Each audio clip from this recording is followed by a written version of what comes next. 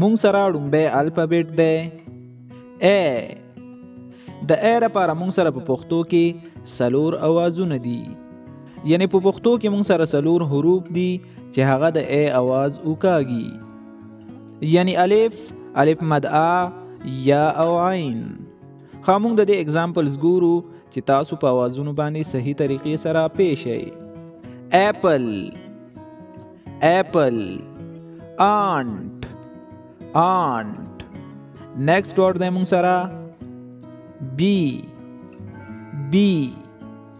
بی مونږ ته په پښتو کې صرف یو قسم ساوند پرووایډ کوي چې هغه دی با.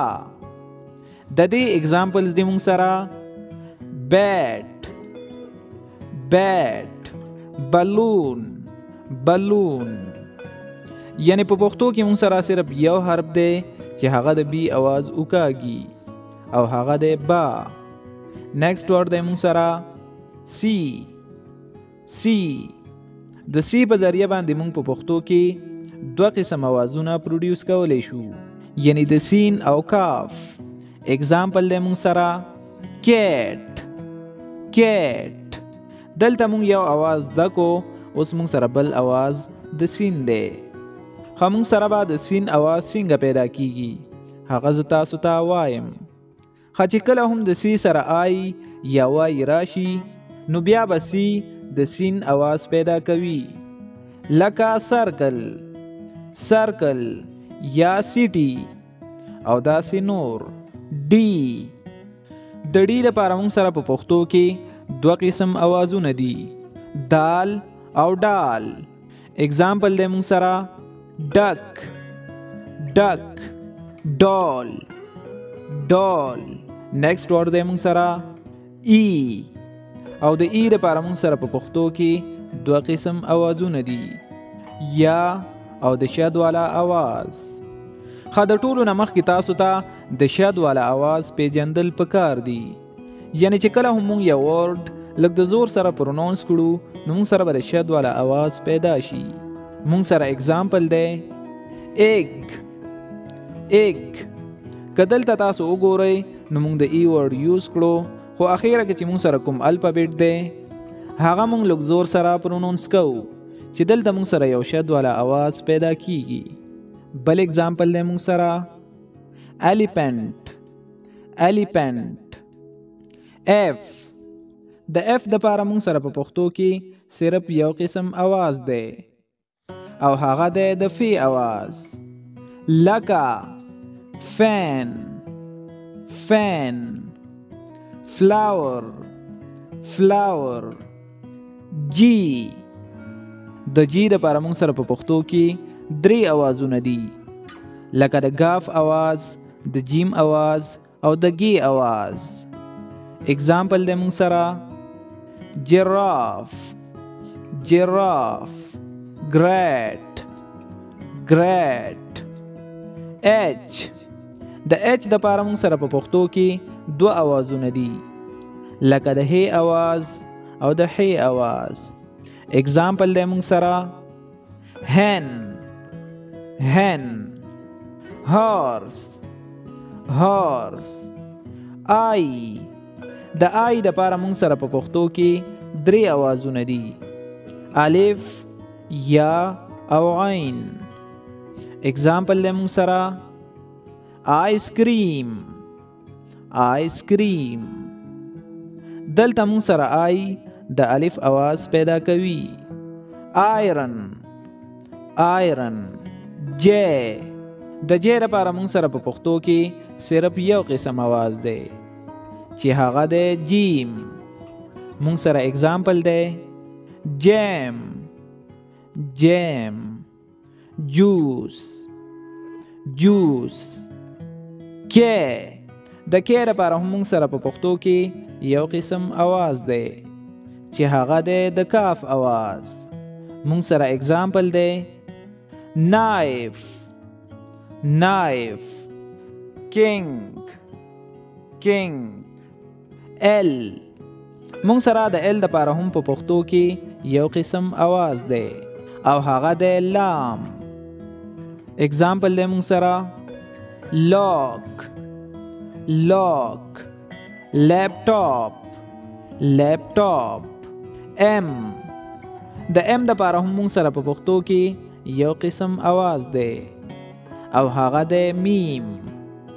اگزامپل د مونږ سره mango, mango, melon, melon.